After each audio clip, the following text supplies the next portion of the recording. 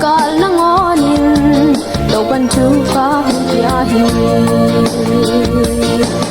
ahoy mama lung pa bangin to panang zong hung bo hi bang di lung kian tha lem ding na ya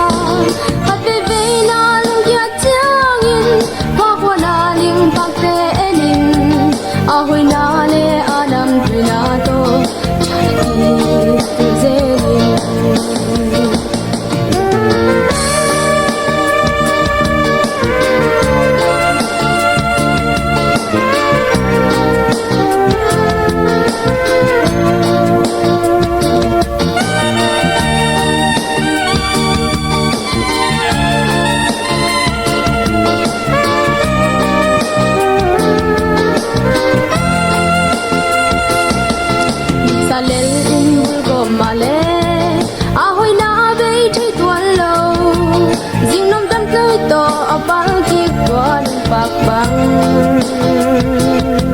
lấy cùng quay na ghi lâu na te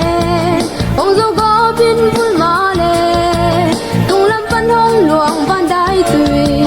tàu ba cam tàu ba tiếng đi ahoy mama lung bạc bangin tàu ba nang dòng hong bó hi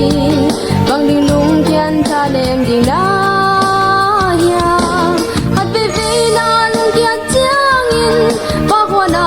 pak te enin ahoy na le alam tuina to ki do zelin ahoy mama ling pak bangin to panang zong hong bo hi bang ning lung kian tha lem ding da ya pat be be na lung kia chang in pa kwa na ling pak te enin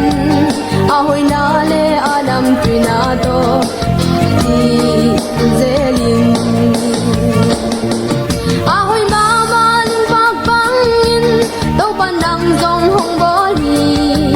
bang ning lung kian tha lem ding na ya hat be be na lung kia chang in